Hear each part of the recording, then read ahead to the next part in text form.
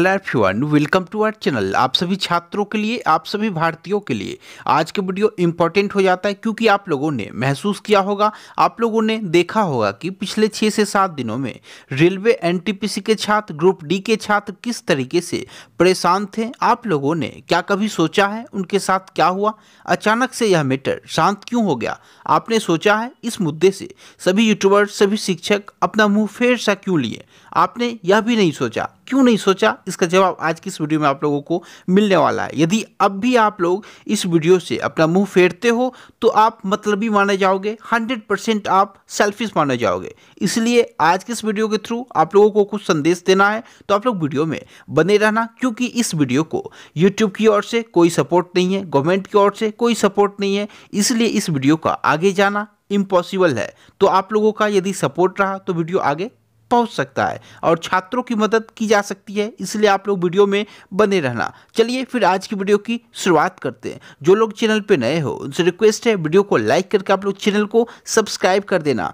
देखो, यदि आप एक सरकारी नौकरी की तैयारी करते हो या फिर आपके बच्चे सरकारी नौकरी की तैयारी करते हैं, तो आपके लिए एक इम्पोर्टेंट, एक चौंकाने वाला खुलासा करने वाला हूं, तो आप लोग वीडियो में बने रहना। देखो, उससे पहले मैं आपसे एक छोटी सी जानकारी शेयर कर दूं। आप लोगों ने आज से 5 से 6 दिनों पहले महसूस किया होगा कि हमारा जो भारत देश है वो बदल रहा है। सभी न्यूज चैनलों पर रोजगार की बात कही जाने लगी थी, लेकिन अचानक से उसमें करवटें दिखी है, उसमें बदलाव दिखा है। उसके पीछे के रीजन को क्या आपने कभी जानने की कोशिश करी है? देखो, उसके पीछे क्या रीजन है, आप लोग बातों को समझना। देखो, कोई यूट्यूबर्स है या फिर कोई शिक्षक है तो उसके लिए 3 रिस्क है इस न्यूज़ को कवर कराने में।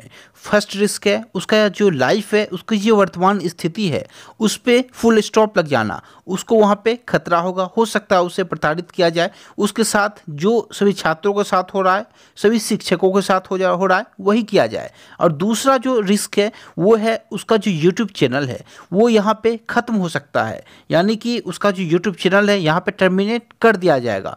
और तीसरा रिस्क है उसके फ्यूचर को लेकर, जो उसे सरकारी नौकरी नहीं दी जाएगी और उसके साथ तमाम दिक्कतें आएगी फ्यूचर में। तो ये 3 रिस्क है जिसे देखकर सभी यूट्यूबर, सभी शिक्षक पीछे हट चुके हैं। लेकिन मैं इस टॉपिक को कवर करा रहा हूँ क्योंकि हमारा जो ज़मीर है वो इस बात की हमें इजाज़त नहीं देता कि यदि कोई मेरे साथ खड़े हो और यदि वो वर्तमान में किसी बुरे हालात में फंस चुका हो तो मैं उसका साथ छोड़ दूँ। इसलिए मैं अभी इस वीडियो को कवर करा रहा हूँ ताकि हम लोगों से जो सपोर्ट हो सके वो हम लोग कर सके। तो देखो, अब आप लोग समझना, एनटीपीसी का जो आपका प्रोटेस्ट चल रहा था उसमें क्या था, बहुत सारे छात्र बढ़ चढ़कर हिस्सा ले रहे थे, शिक्षक बढ़ चढ़कर हिस्सा ले रहे थे। लेकिन उस टाइम पे बहुत सारे छात्रों को अरेस्ट कर लिया गया और अब ये नौबत आ चुकी है कि शिक्षकों को भी अरेस्ट की जाएगी। इसलिए आप लोग समझना, उन सभी छात्रों को अरेस्ट किया गया। उन सभी छात्रों में से कुछ छात्र ऐसे थे जिनका एसएससी सीजीएल का मेंस था आपका 2020 वाला, यानी कि 2020 का जो अभी आपका मेंस है वो कब है, तो आप लोग कहोगे 28 को। कब था आप लोग कह सकते हो 28 जनवरी को, 29 जनवरी को। 28 को स्टैटिक्स का और फाइनेंस का पेपर जो होता है आपका, एक्स्ट्रा जो पोस्ट होता है डबल के लिए होता है, आपका स्टैटिकल ऑफिसर के लिए होता है, वो आपका 28 को था। जबकि 29 को मैथ्स का और इंग्लिश का टियर 2 एग्जाम था।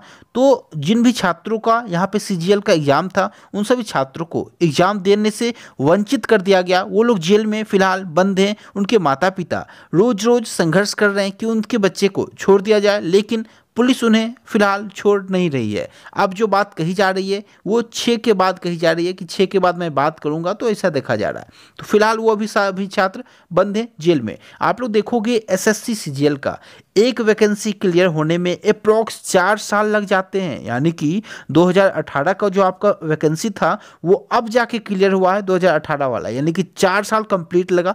2019 वाले की यदि मैं बात करूँ तो वो वैकेंसी कहाँ है उसका अता पता नहीं है, उसे क्लियर होने में अभी अप्रॉक्स 1 साल लगेंगे। यानी कि आप लोग देखोगे करीबन 4 साल लग जाते हैं कि वैकेंसी को क्लियर होने में। और उन्हें, उन छात्रों को जो अपने अधिकार के लिए फाइट कर रहे थे, जो उनके साथ गलत हो रहा था, उन्हें कैद कर लिया गया और फिलहाल उन्हें एग्जाम देने से वंचित कर दिया गया। तो इसमें किसकी गलतियां हैं आप लोग डिसाइड करो। तो ये इंपॉर्टेंट अपडेट थी आप लोगों के लिए। आप लोग अब देखो, मैं आपको बता दूं कि किस तरीके से छात्रों के साथ गलत हो रहा है। इस फिलहाल देखो, सबसे पहले हर साल कोचिंग पर औसतन 1.5 लाख खर्च कर रहे हैं एक बेरोजगार, यानी कि केवल कोचिंग इंस्टीट्यूट पे उनका एक साल में 1.5 लाख रुपया चला जा रहा है। उसके बाद देखो कोचिंग फी जो है वो 15,000 रुपये है, अप्रॉक्स 12 से 15,000 3 महीने के लिए एक कोर्स का होता है। आपका कोर्स आपका 3 महीने में कंप्लीट करा दिया जाता है।